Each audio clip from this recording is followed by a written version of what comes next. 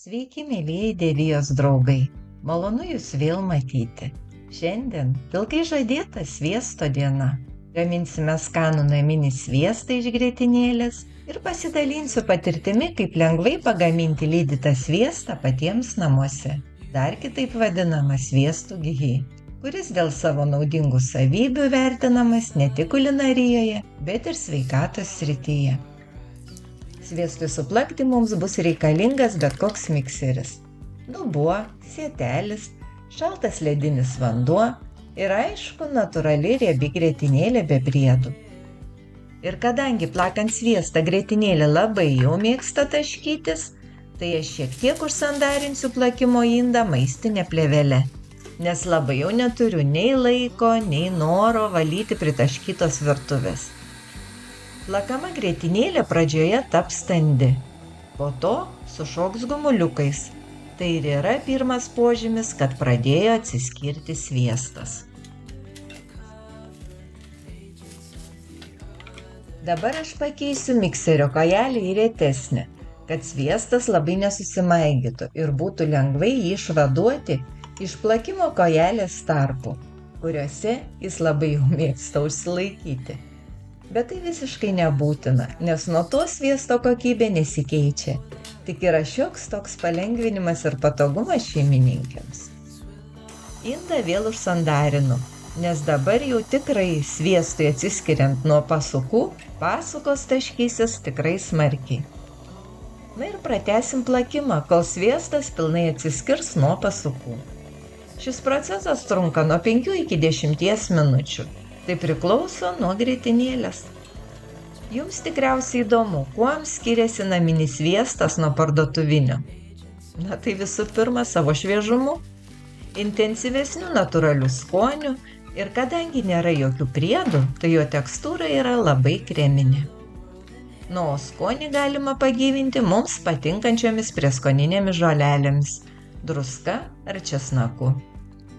Sviestui atsiskyrus nuo pasukų, pasukas nupilsime. Bet rekomenduoju jokių būdų pasukų neišpilti lauk, nes tai labai naudingas produktas, kurį galima naudoti ir kitiems patiekalams. Pasukos tinka blynams, duonai kepti ir yra puikus mėsos marinatų priedas. Ypač tinka marinuoti vištienai, nes pasukų rūgštis mėsą daro švelnesnė ir sultingesnė. Taip pat pasukos tinka sriuboms ir padažams, nes suteikia kreminę tekstūrą.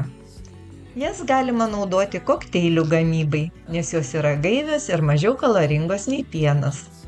Geriant grynas pasukas galime pagerinti virškinimą ir sustiprinti imuninę sistemą. Taip pat šis produktas yra puikus priedas veido ir plaukų priežiūrai. Na ir taip toliau. Kadangi apie pasukų naudą galima labai daug kalbėti, tai jei jums ši tema yra įdomi, rašykite komentaruose. Štai toks gabalas sviesto mums susiplakė. Dabar jį reikia išplauti labai šaltame vandenyje. Labai gerai, jei turite, į šaltą vandenį įdėti ledukų.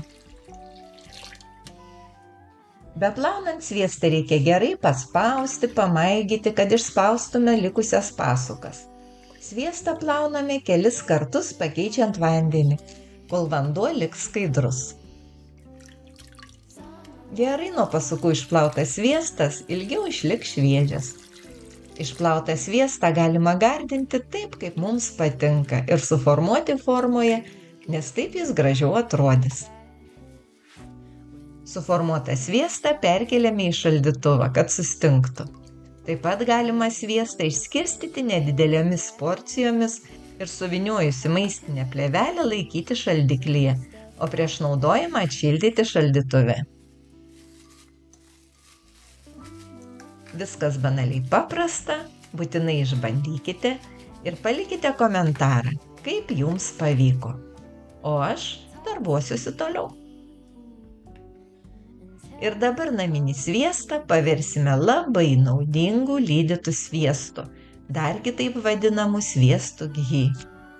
kuris labai vertinamas konditerių ir kulinarų, nes puikiai tinka kepimui dėl savo aukštos smilkimo temperatūros, kuri yra daug aukštesnė už įprasto sviesto ar daugumos aliejų.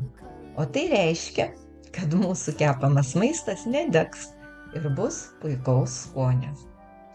Sviestą lydysime puode storu dugnu, ant vidutinio kaitrumo, kol jis pilnai ištirps. Sviestui ištirpus viryklės kaitrumą dar šiek tiek sumažiname, bet sviestas turi lengvai virti, jis turi lengvai burbuliuoti. Sviestui užvirus pradės palaipsniui atsiskirti baltymai, kurie nusės puodo dugne, o sviesto paviršiuje atsiras putos, kurias aš atsargiai kartas nuo karto nugraibau, nes jos skaidosi, grimzta į dugną ir susidariusios nuosėdos kartais nori pridegti, o tai sugadina sviesto kokybę ir skonį. Kaitinamas sviestas palaipsniui pradės skaidrėti. Virtuvėje pasklis malonus riešutų kvapas. Labai gaila, kad neįmanoma šio kvapo jums perduoti.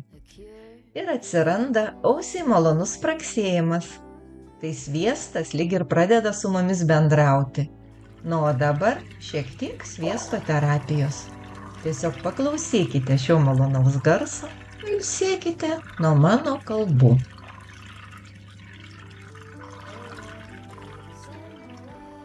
Šis garsas reiškia, kad sviesto lydymo procesas artėja į pabaigą.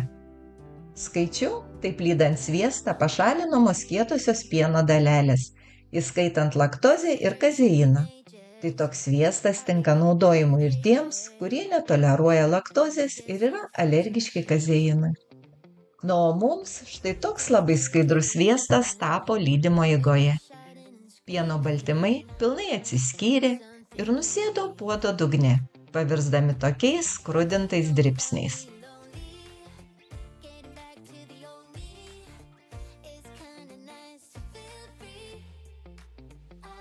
Dabar sviestą reikia perkošti per merlę ar kavos filtrą, kad atsiskirtų kietosios dalelės ir liktų grynas lydytas sviestas.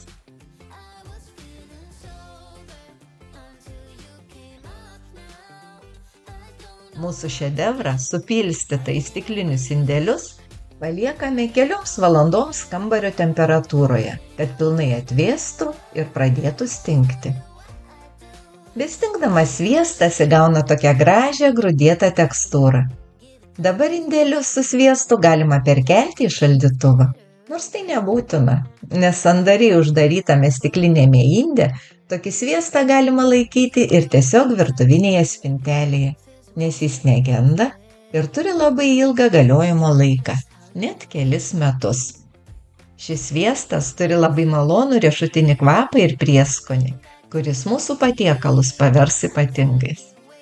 Taip pat lydytas sviestas yra turtingas A, E ir K grupės vitaminais, kurie būtini odai, imuniniai sistemai ir kaulams. Naudinga žarnyno mikroflorai, skatina virškinimą ir turi dar daug visokių kitokių naudingumų mūsų sveikatai. Ir ne tik. Žodžiu, gaminkit, naudokit, jauskite sveikesni ir dalinkitės įspūdžiais komentaruose. O kadangi užderėjo vyšnios, kurios šiemet mus džiugino uogų gausa, tai sekančiame video virsime kitokią vyšnių uogienę, kurioje karaliaus paslaptingas ingredientas, darantis šią uogienę dar labiau ypatingą ir skanę. Belieka padėkoti, kad žiūrėjote šį vaizdo įrašą iki pabaigos. Tikiuosi, kad jis jums patiko ir buvo naudingas. Jei turite klausimų ir pasiūlymų, rašykite komentaruose. Mielai atsakysiu, nes man labai svarbi jūsų nuomonė ir idėjos. Nepamirškite įvertinti video piršteliais ir patikrinti kanalo prenumeratos ir varpelio, kad nepraleistumėte naujų vaizdo įrašų. Dar kartą visiems ačiū, kad buvome kartu. Gražios šiltos vasaros ir malonių akimirkų. Iki.